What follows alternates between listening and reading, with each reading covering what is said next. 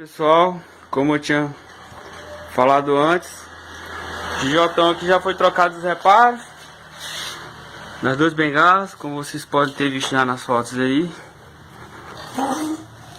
Tá faltando trocar só o óleo do motor.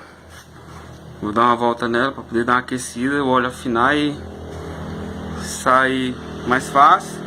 Tá faltando o espólio ali, aí embaixo, ainda vou botar só quando eu trocar o óleo. O bujão do óleo dela fica aqui, ó.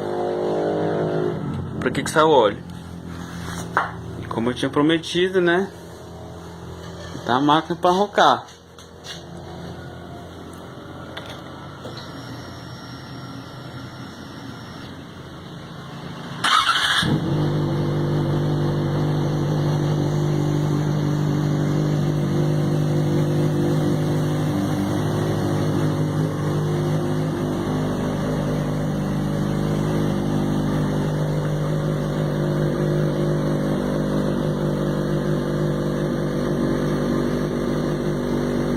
Motorzão 4 cilindros em linha, ronca bonito.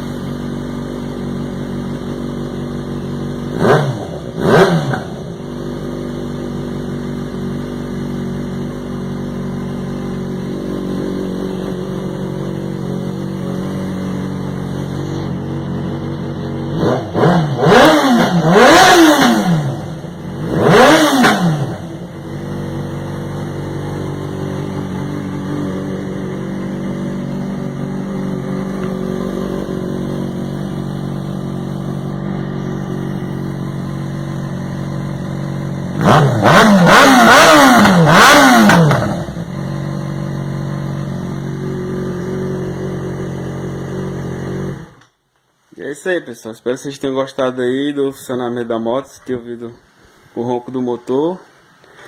E abraço. E o cliente da moto aqui, queria só agradecer ele pela confiança. E tá aí, meu brother, essa motoca pronta pra rodar. Só trocar óleo daqui a pouquinho.